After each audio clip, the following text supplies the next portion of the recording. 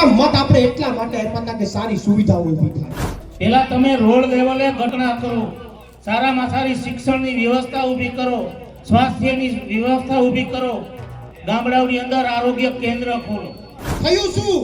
એને એના ખીચ્ચા ભર્યા, તમારા હાથમાં કાંઈ ન આવ્યું, વાંચ્યું ન આવ્યું, બધું એના ખીચ્ચામાં ગયું।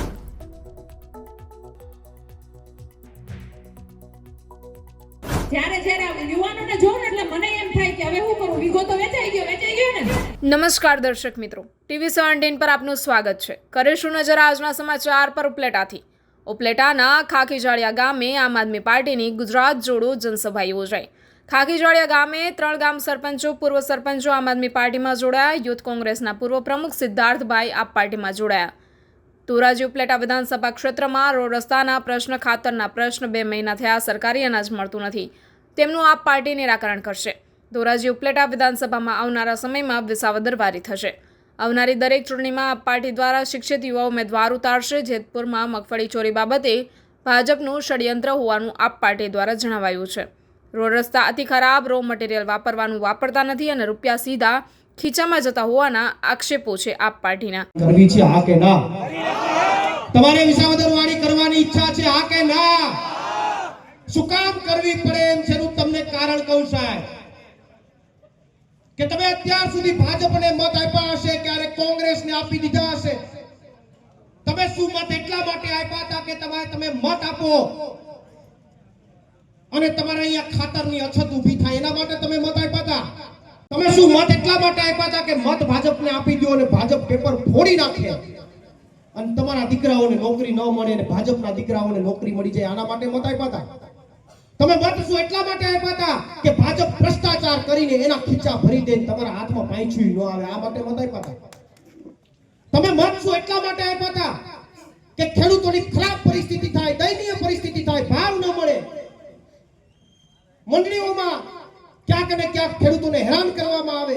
અને ખાલી આટલાથી નહીં થાય, જઈને ગામો ગામ તમારે કહેવું પડશે કે હવે આપણે પરિવર્તન લઈ આવવું છે, હવે આ ભાજપને ઘર ભેગું કરવું છે, આ વાત તમારે કહેવી પડશે।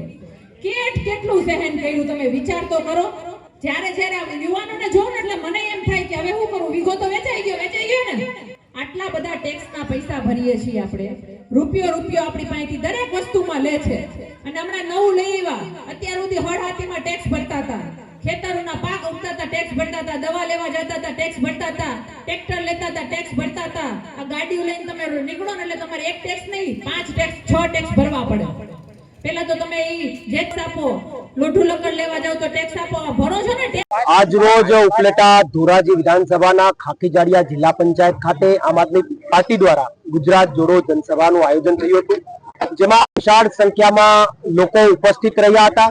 સાથે અહીંયાના યુવક કોંગ્રેસના પ્રમુખ ભાઈ સિદ્ધાર્થભાઈ, અન્ય 3 થી 4 ગામના સરપંચો, અન્ય પંચાયતના સદસ્ય, પૂર્વ સરપંચો અને અન્ય મહત્વના આગેવાનોએ પાર્ટી જોઈન કરી હતી।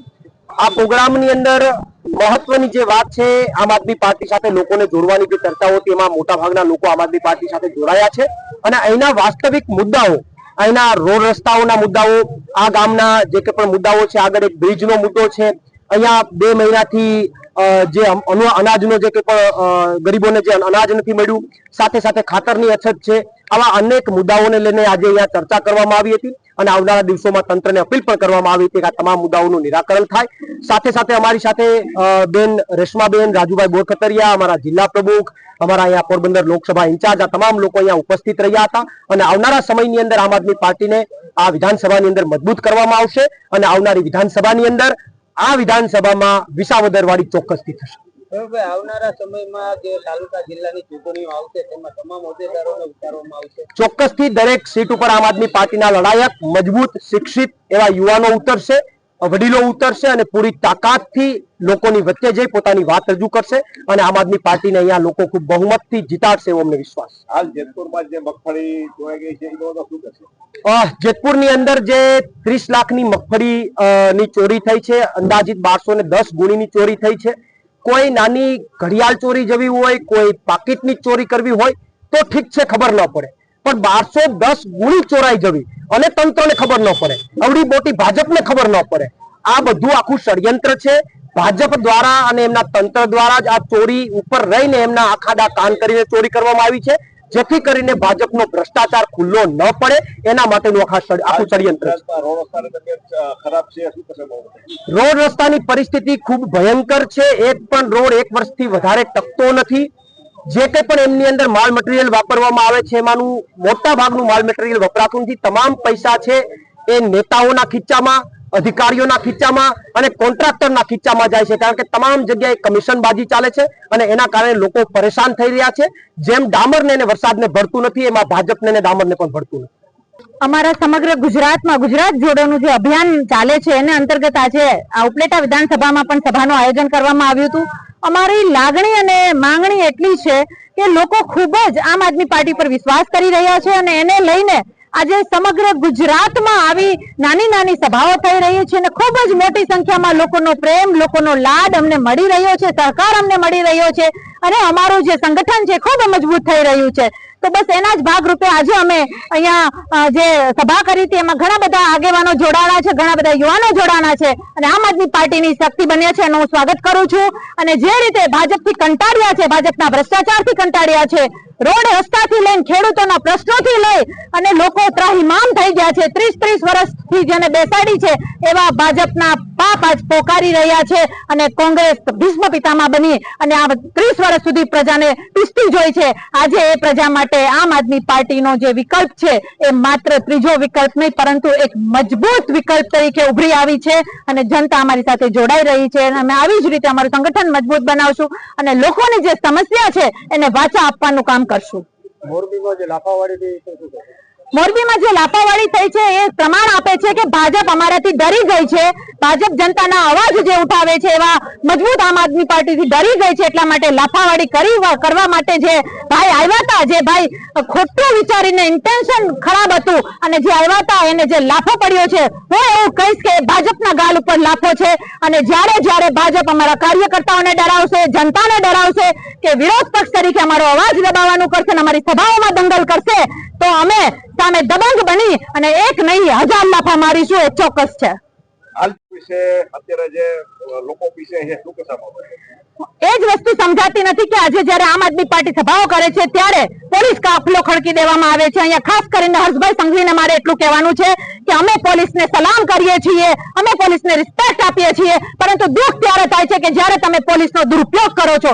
હકીકતમાં પોલીસને અમે આંદોલન કરીએ ત્યારે અમારી પાછળ લગાડવાની જરૂર નથી, અહીંયા સભાઓમાં લગાડવાની જરૂર નથી, પરંતુ જ્યાં દેશી દારૂના અડ્ડા ચાલે છે, જ્યાંથી વિદેશી દારૂ આપણા ગુજરાતમાં આવે છે, ગાંધી અને સરદારના ગુજરાતમાં જ્યારે દારૂ પીવાઈ રહ્યો છે ત્યારે હર્ષભાઈ સંઘવીએ પોલીસને ત્યાં લગાડવાની જરૂર છે.